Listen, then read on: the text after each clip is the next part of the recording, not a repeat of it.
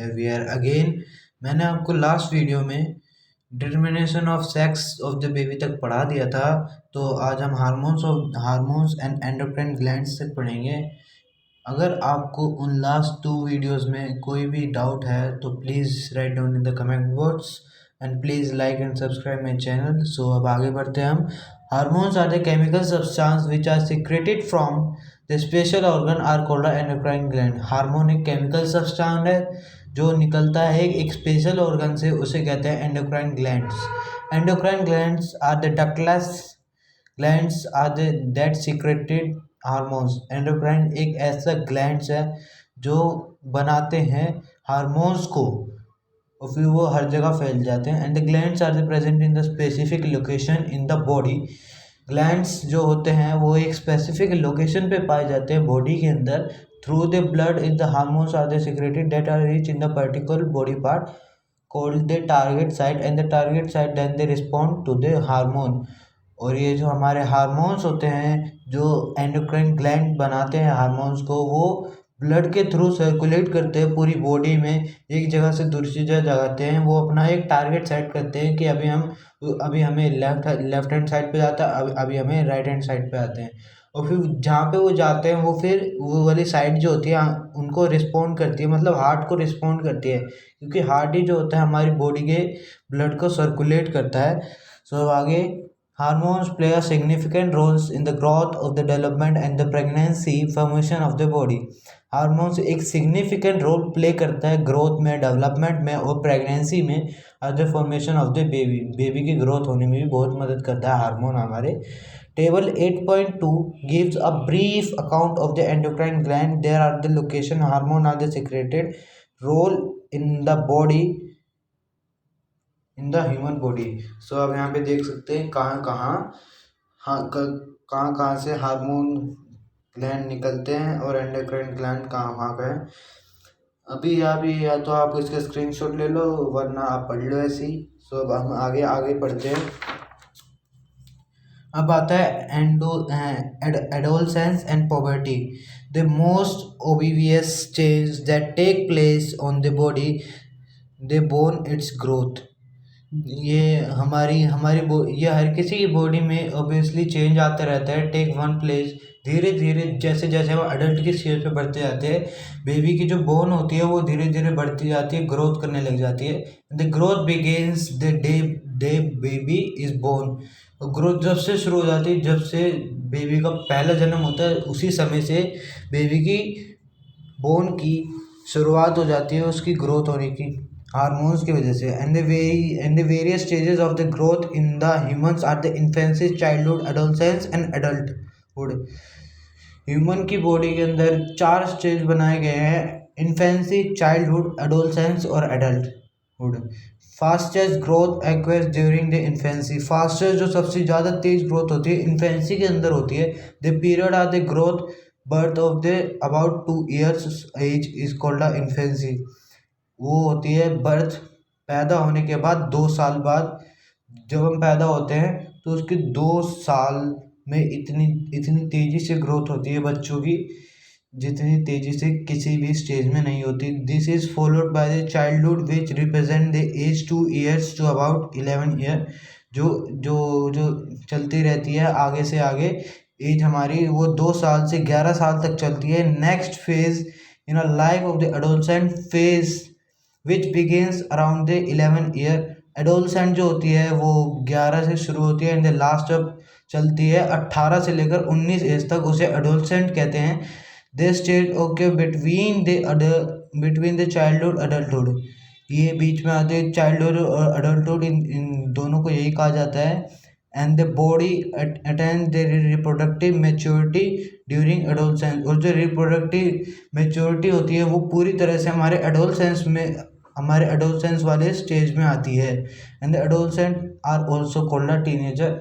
Adolescent को teenager भी कहा जाता है as the adolescent period covers the teen period. Adolescent का जो पीरियड होता है वो होता है 13 से लेकर 18 या 19 ईयर तक। इस ईयर में हमारा रिप्रोडक्टिव ऑर्गन, हमारा स्पर्म बनाया जाता है हमारी बॉडी के अंदर। टेस्टिस के द्वारा इस उम्र में सबसे ज़्यादा बनता है 13 से लेकर 18 से, और 18 से 19 तक ये एज में बनता है हमारा रिप्रोडक्टिव ऑर्गन।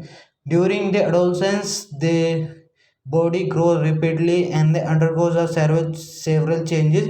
जैसे जैसे लगातार हमारी बॉडी की ग्रोथ होती रहती है और कुछ चेंज आते रहते हैं बॉडी के अंदर, and this change mark the onset of the puberty. ये जो चेंज आते रहते हैं इसे पॉवर्टी कहा जाता है। And the puberty marks the time when a child's body start turning into the adult body. जब चेंज आने लग जाता है बॉडी में तो वो जो हमारी बचपन वाली बेबी की वो जो शेप होती है बॉडी की, वो धीरे धीरे टर्न करने लग जाती है अडल्ट बॉडी की तरफ।